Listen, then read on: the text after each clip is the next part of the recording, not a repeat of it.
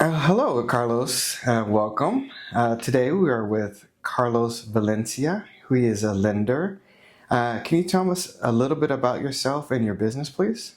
Yeah. So about myself, I've been in the business about 3 years now.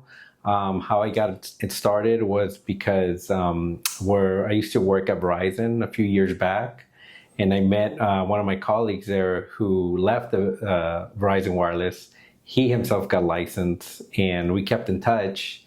And then when time came around 2013, we reconnected again, and I asked him about like getting a mortgage, and he was able to help me out get my first home in Lake Forest, California. It was a condo, and after that, we still kept in touch. He was telling me about his business. I was telling him what I was doing at the time, and he just basically planted the seed about, hey, maybe you should get licensed. It's a great business. Since you're already in sales, why not do that transition? Right.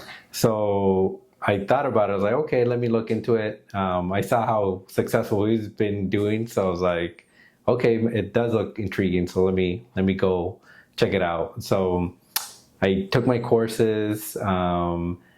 I think it was when my son was born in 2016. So I was on like maternity leave for a little bit. Okay. That's when I took advantage. I'm like, oh, I'm just gonna be at home. Let me just study for this. I did study, and then after that, I went to schedule my tests. I didn't really, not that I didn't take the test seriously, but I didn't expect it to be so challenging. So what I did was just schedule the test without really like doing a lot of the studying. I did Right, the right. course, but I didn't do the study part. Right. And then I just went through it. Obviously, I didn't pass. It did really bad. So now that I got through it, I understood, oh, wow, this is really challenging. So then I started studying more. Okay. And then I scheduled my tests. It did take me a few tries because I was working full time. It was hard to find the time to start study because of my full time job, and then now I had my son, Right. taking care of him and stuff like that. So it was a little bit more challenging to find that time to study and really sit down. So in 2022, I believe, no, 2021 is when I passed my test. Congratulations. Thank you. And yeah, so that's how I got into the business, just because of my friend was already in it.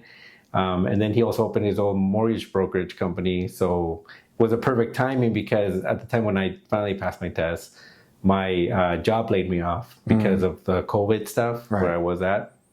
And so it was just a perfect timing. So I joined his firm, and then we just been working there since. And so far, it's been great. I like it because it's a little bit different than working at any other sales job. Okay. You're actually doing something of value, I believe, because you're selling something that makes an impact on someone's life. You're getting them something that's gonna, you know, create wealth for them inside real estate, or just someone that wants to buy their first home. It might be their first home forever, or it might just be a stepping, to getting into real estate themselves. So helping them achieve their dreams. Yeah, yeah. So it just felt more rewarding than selling someone a product that they didn't need. Good too. So So tell me a little bit about what are the few things people should do prior to talking to a lender about buying a house, like 1 month before, 6 months before, 1 year before.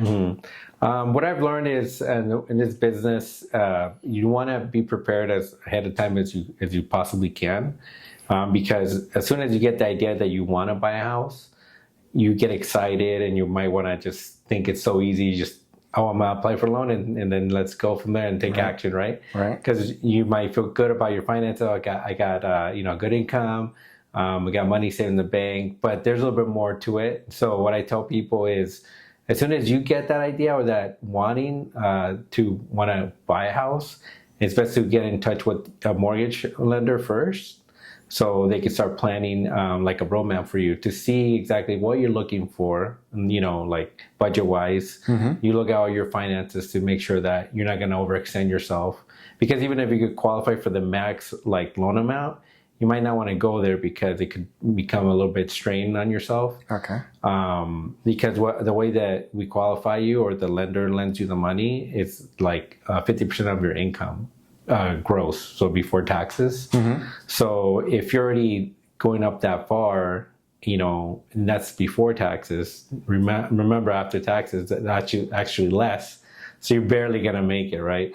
So definitely, it's good to start planning ahead. So look at your income to see what's a good comfort zone in regards to payment, including the taxes and insurance monthly. Okay. And then making sure that you have at least, you don't need 20% down to get a loan or buy a home, but it's recommended to have a decent amount so you have a flexibility of like, where are you going to go? Maybe you want to buy a little bit more expensive area, but the 20% now becomes 5% because the loan amount's going to be bigger. That makes sense. Right. So that gives you flexibility. So have a good amount of savings. Definitely recommend 6 months of reserves in case something does happen. You lose your job, or you're in a transition, or maybe you have family, like a newborn kid or something like that. You have to take some time off. Whatever the case is, you want to have that reserves because you don't want to get yourself into that trouble. Gotcha. And then make sure you work on your credit. Make sure it's pristine, at least 780 or better. Once you hit the 780, you get the best pricing when it comes to rates. You're not gonna pay as much for the rate costs. Okay. Anything above that doesn't make a difference. So as long as you get to the 780 mark, you're pretty much good.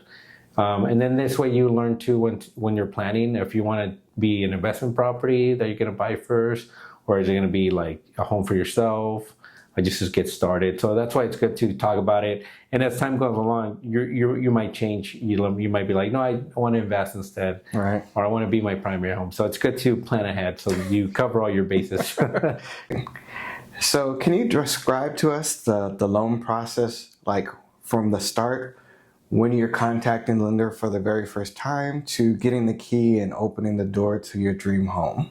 Yeah, so once you contact the lender, basically we look at your finance, like I mentioned, and look at basically all your financial profile, and then we assign you the pre-approval letter, and that pre-approval letter becomes your ticket to buy your house, like your ticket to the dance, basically. That's how I call it.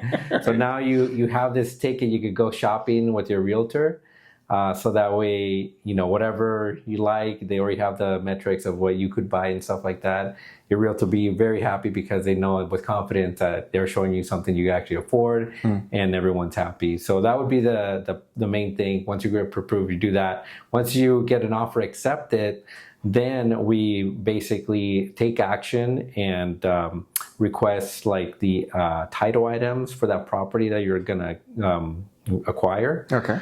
We receive those title items, and then after we review that, making sure everything's cleared, we also start disclosing the loan. So what that entails is basically like we'll pick a rate for you that's like something that meets your budget.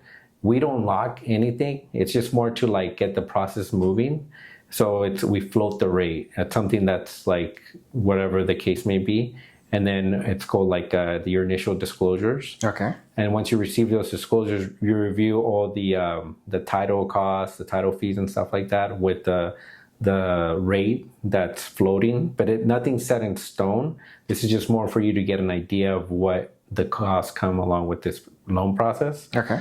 And then once you review, you sign it, we get it back, and then the lender basically approves you with, most of the time you'll get some conditions, even if you have the cleanest file, just basic stuff, or it could be more expansive stuff depending on your file.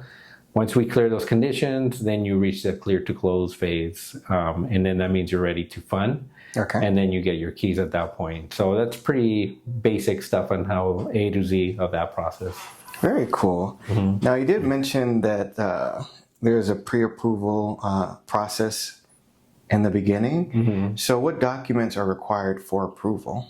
Yeah, for basic file, you need your pay stubs, 30 days worth. You need your tax returns, especially if you're self-employed, so we could calculate your income for the past 2 years. And then you need your W-2s if you have a W-2 job, like last 2 years of your W-2, just to prove you've been there for at least 2 years. Okay. Also, your end of year pay stuff. If you have like a variable income job where you get commission or bonuses, so we would want to document 2 years of that so we could use that income. And then your IDs or passports, so 2 forms of IDs. What else? Your bank statements to show where the money's coming from for your down payment, and to also for the closing costs that's involved. Just make sure you have all that money to cover all that. And other than that, and your loan application. That's pretty much it for the basic file. Okay. If you have any other things that would require, we would request it afterwards. But those are like the few things you just need right off the bat. Very cool. Mm-hmm. All right. So what are some of the do's and don'ts before, during, and after buying a house? Before buying a house, do's and don'ts. I would say the don't is to make sure that you don't like get a new line of credit during your during the whole loan process. Okay. Because that's gonna come up in your credit report. The lender's gonna find out, so there's no hiding it.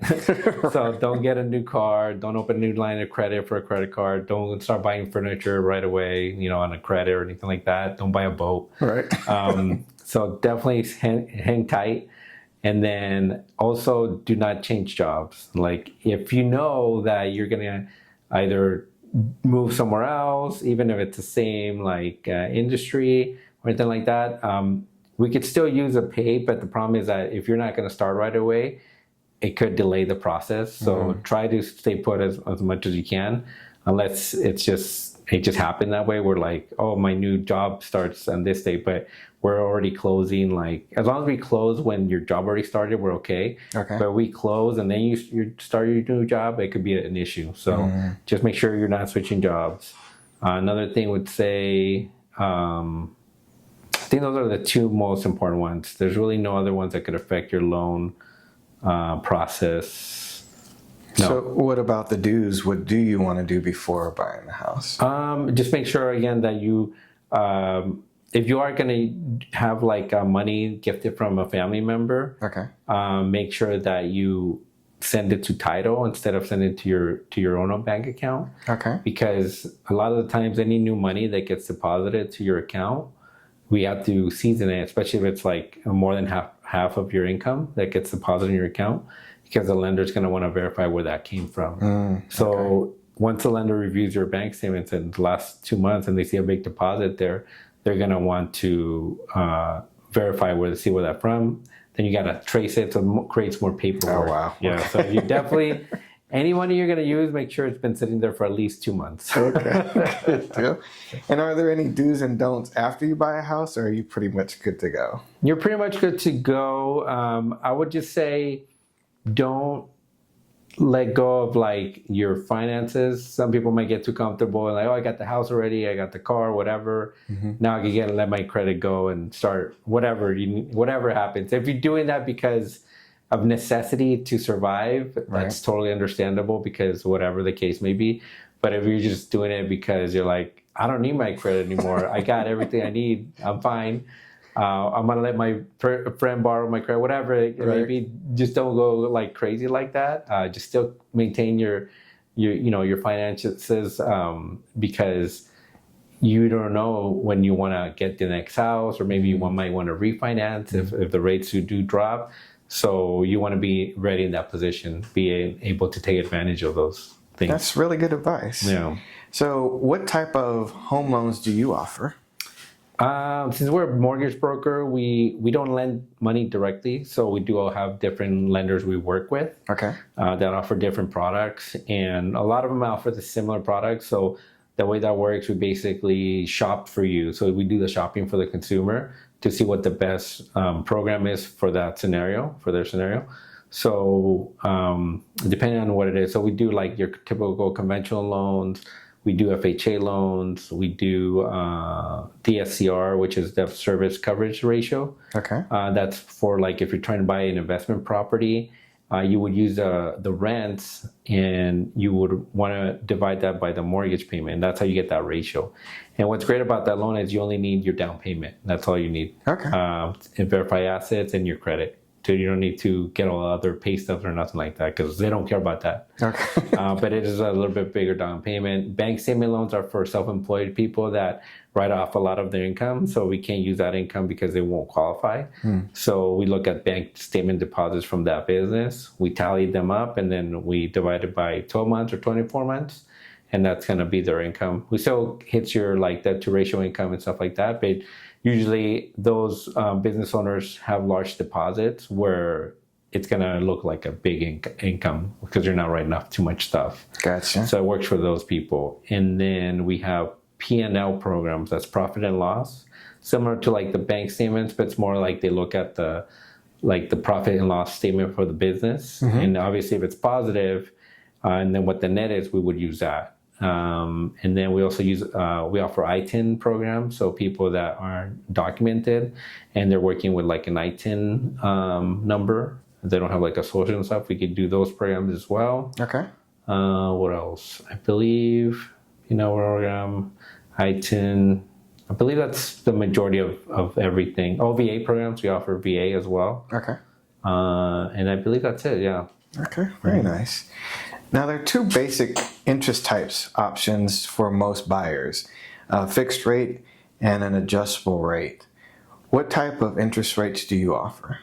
So we offer mostly fixed rates. We do have access to adjustable rates, but we don't recommend those unless you're gonna for sure you're gonna be there for maybe 2 to 3 years in a property. Okay. Because the adjustable rate basically it goes with the market, right? So whatever the market's doing, it's kind of like a credit card. Your payment's gonna fluctuate all the time. Okay. And most of the time, those are interest only as well. So it's not really gonna like pay down your like your actual principal. Right. So those are mostly meant for people that are they know they're gonna be there temporarily, whether they're here for like work only and they know they're gonna bail out in 3 years or they know it's like a short-term investment. So that be the best case scenario, but it's really rare that people use that. And also it's more expensive usually than your regular like fixed rate. Upfront cost is a little bit more expensive anyway. Okay. So basically steer away from those unless you need it for whatever reason. But fixed rates mostly the best way to go. Okay, cool. So then that leads me to my next question: is how does a buyer lock in their interest rate? How do they have to pay to lock in a rate, or how does that work? Yeah, so when we have that discussion, we have the rate sheet for that day. So we're already in contract and stuff like that. Like I mentioned earlier, we float the rate, and this is just kind of like to tell you what the fees are associated with the loan, but nothing's locked yet. Right. So at that point in time when we decide to lock, we basically lock the whole rate sheet for the day. So what that means is that, let's say, I don't know, there's a 6.5 rate and it's no cost, meaning 0 points. Then that means something comes out of pocket for the borrower. But then let's say they see one, on the rate sheet that's 6%, and that might cost them 0.5 point. So then you just pay 0.5 point of the loan amount. So 0.5 times, 700,000. So that would be how much the cost would be. That's how you figure that. But yeah, so it's really up to the person if they want to pay that to get the lower rate or just no points. You could also get the higher rate where you get a little bit of money back too. So basically if maybe at 7 you get, $1,000 back and you want $1,000 back, then we go with the 7. So it really depends on what fits the borrower. But majority of people tend to pay like 1 point to 0.5 point. That's like the sweet spot that they feel comfortable because it's not a big amount of money. Okay. It gives them a lower rate. It's rare where you see someone spend $10,000, $15,000, to buy down the rate that much. Unless it's already expensive to begin with, then you might go in that route. But majority of the people pay 0.5 to 1 point. Okay, cool. So can you kind of explain what a point is for new homeowners or someone who hasn't bought a house in a while? And should a buyer use points? Yeah, so the point basically is going to be 1% of the loan amount. So that's what it is. So if it says 2 points, it's 2% of the loan amount. Again, it just varies on where that money is going to be most useful. So if it's going to cost you $10,000 to go down to 2% down or something like that, if you know that that money's going to sit somewhere else and not really do much, and you rather put it towards a rate, you can. But what if the rate drops in like a year or two, and then you spend that money and you could just refinance? You know what I mean? So, Right. so it's best not to spend too much on points.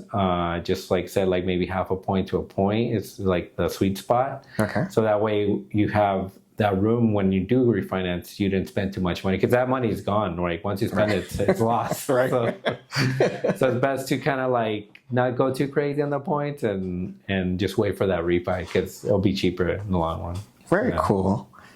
Now, what would you say would be the best way to utilize down payment money to maximize your buying power? Yeah, so I would say when it comes to like your down payment, if you have the 20% down, like I said, you don't need to put the 20% down. It does give you a little bit better pricing when it comes to the rate. So that's one advantage, assuming you have a good credit score as well. Right. But the problem is that if you could afford the home that you're looking for and you're not overextending yourself after that 20% down payment, I'd recommend looking at your options when it comes to where that money could be put instead. Because once you put that 20% down, that money is also gone. It's stuck in the house. Right. So you can't pull it out. So let's say you did save the 20% down, and then now your bank account is empty because you spent it on the house, right? So you had zero. Can't eat. Yeah, you can't eat. So no more vacations, nothing. So I would say maybe 5 to 10%, if it's not a big of a difference in regards to like overall costs. And keep the money saved up, because once you become a homeowner too, there's going to be a bunch of repairs that might come up. You might want to have that in the bank because you want to repair something that comes up randomly. It's unexpected, you know? Right. And you'll become a DIYer for sure. So there's a lot of things that go on around, I guess, private mortgage insurance as far as what it is and how it works. Can you tell us what private mortgage insurance is and how can a buyer avoid it?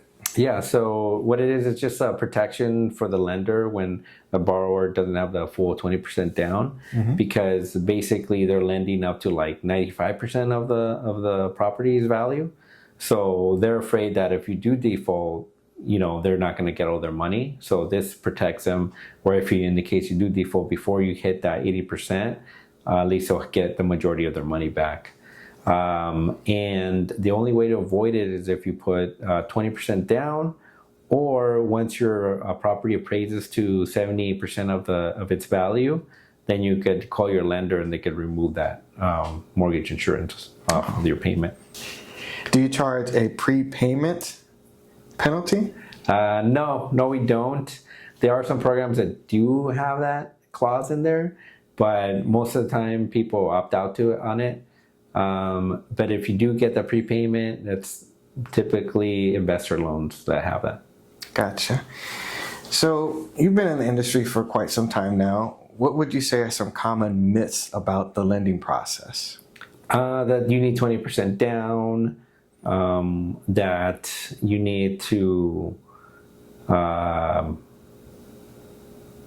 be at the same job for 2 years. That's not the case. As long as you've been employed for 2 years, that's what you need. You could also use your school. So let's say you're a student in college, but then you're going to school for a specific field. And once you get that job, you can still count your school as a basically part of your work history. Okay. Because it's in the same industry in that case. I would say the biggest one is just the 20% down. You could go in as low as like 3.5 with FHA.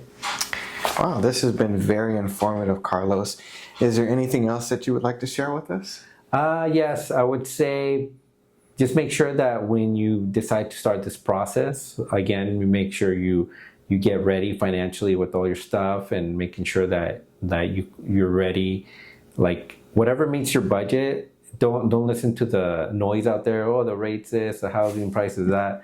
Just if it makes sense to you financially, take action. Because if you're that person that you're always going to be waiting, like, oh, I'm waiting for that, waiting for this, you might never do it, you know? And then 10 years down the line, if you would have done it, let's say you go back to that house that you thought about getting, and you look at the appraisal value of it, it's probably like gone up so much, like 10x, right? So I was hesitant myself too at one point. I didn't think like I was ready, but I was making like enough money where I was in a position to do it at the time. So I took action, and I was able to basically take advantage of my how my house appraised, because I did sell that house and I used that money to buy my current house. And now this was in 2019. No, I'm sorry, 2017, when I got the house where I'm at right now. And now it's basically doubled in price in, less than 10 years. So just think about that. Don't be afraid. Just think again. Like I said, if it makes sense, do it. Forget the noise. You can always refinance, especially if you're in a market where the appraisal is like that, like here in Orange County. Definitely take action. And don't be afraid. If you need roommates, do it. Whatever it takes. Because apartments is expensive nowadays. Right, Like yeah. even a one bedroom is almost 3,000 for just a one bedroom. Right. Yeah, mortgage could be double, but at least it's going somewhere. And then just make sure that when you are doing it too, you pay attention to all the fees and stuff like that, because sometimes some lender might tell you, oh, I get you this rate, but in reality you're unaware that you're being charged so much to get that rate. Because a lot of people don't know, because they're new. They don't know that they're paying like 10, 20K for that like cheaper rate. Gotcha. When your other person probably charging you maybe 1,000, 2,000, but it might be a little bit higher, but not like 20,000, right? So just make sure you're vigilant. You talk to a lot of people and do your research before moving forward. Well, Carlos, thank you so much for your time. It's been very informative.